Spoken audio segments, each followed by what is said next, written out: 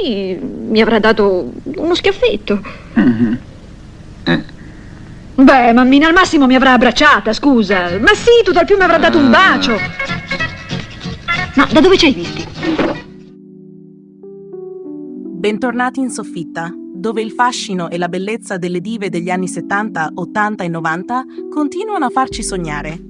Se ancora non l'avete fatto, iscrivetevi subito al canale e attivate la campanella per non perdervi nemmeno un viaggio nel nostro mondo di bellezza e seduzione senza tempo. Oggi ci immergeremo nella carriera scintillante e nelle 1000 sfaccettature della straordinaria Virna Lisi, un'icona di fascino ed eleganza che ha saputo conquistare il mondo intero con la sua bellezza irresistibile e un talento che ha lasciato un segno indelebile. L'avete vista, eh? Quella è Candida Chedenti, mia moglie. La chiamano la bocca della verità perché purtroppo non sa mentire, ma nella vita qualche volta bisogna. E col clorodont, che denti! Virna Lisi, nata l'8 novembre 1936 ad Ancona, ha iniziato la sua carriera da giovanissima, scoperta a soli 17 anni da 2 produttori napoletani. Inizialmente, i suoi ruoli erano quelli tipici della bionda mozzafiato, l'attrice seducente che illuminava il grande schermo. Pensate a film come Casanova 70 o La donna del giorno, 1957, dove la sua bellezza non lasciava scampo agli spettatori. È impossibile dimenticare la sua classe innata, unita a quella sensualità raffinata che era sempre presente ma mai ostentata. Con il tempo, però, Virna ha deciso di ribellarsi a questi ruoli, dimostrando di essere molto più di un semplice volto bello e cercando parti più complesse che le hanno permesso di rivelare tutto il suo straordinario talento. Una delle sue prime avventure hollywoodiane, ad esempio, è stata Come uccidere vostra moglie, 1965, una commedia brillante accanto a Jack Lemmon. In questo film, Virna era la perfetta incarnazione della moglie ideale, bellissima, affascinante e quasi troppo perfetta.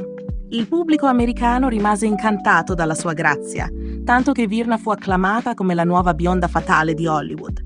Ma, tra un complimento e l'altro, Lisi non si sentiva completamente a suo agio nei panni della diva classica, rifiutando addirittura il ruolo iconico che poi fu assegnato a Jane Fonda in Barbarella. E come darle torto? Virna Lisi aveva altre ambizioni e non era disposta a rinunciare alla sua integrità per una carriera fatta solo di ruoli decorativi. Mi crappe d'acchia. Ecco. Ma io trovo che sono molto dolci, sì. Oh. Io adoro moltissimo. Con il passare degli anni, Lisi si è concentrata sempre più sul cinema europeo, partecipando a pellicole come Al di là del bene e del male, 1977, dove ha saputo sfoderare un'interpretazione incredibile in un ruolo più drammatico. Ma il vero trionfo è arrivato con La Reine Margot, 1994, in cui la sua interpretazione della spietata Caterina de' Medici le ha fatto vincere il César e il premio come miglior attrice al Festival di Cannes. Un risultato straordinario che ha consacrato la sua versatilità artistica e la sua forza interpretativa. A questo punto, Virna non era più solo la donna bella e seducente, ma un'artista completa che sapeva incantare con la sua intensità. Ovviamente, per tutti gli ammiratori della sua bellezza, non possiamo dimenticare i suoi momenti più audaci, come quando si è mostrata sensualmente in film come La Cicala, 1980, dove la vediamo in ruoli più disinibiti. Le sue scene di nudo, pur essendo rare e sempre eleganti, hanno contribuito a costruire quell'immagine di sensualità raffinata che l'ha accompagnata per tutta la sua carriera. Ma, nonostante le tentazioni di spogliarsi per il grande schermo, Virna è sempre riuscita a mantenere un certo distacco, gestendo queste apparizioni con grande classe, senza mai cadere nella volgarità. E a proposito di sensualità, sapevate che la sua bellezza travolgente le ha anche aperto le porte del mondo delle riviste?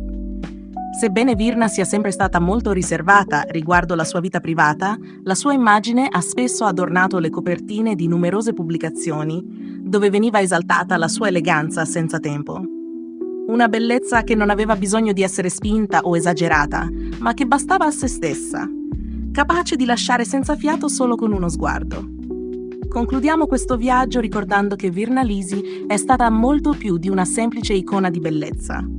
Il suo percorso professionale, segnato da scelte coraggiose e interpretazioni memorabili, la rende una delle attrici italiane più amate e rispettate. È triste sapere che ci ha lasciato il 18 dicembre 2014, ma il suo spirito e la sua arte vivranno per sempre nei nostri cuori e nei film che ci ha regalato. E voi? Qual è il vostro film preferito di Virna Lisi? Fatecelo sapere nei commenti e se ancora non l'avete fatto, iscrivetevi alla Soffitta di Pippo per restare aggiornati su tutti i nostri contenuti. Alla prossima puntata con un'altra grande diva del passato che non vediamo l'ora di raccontarvi.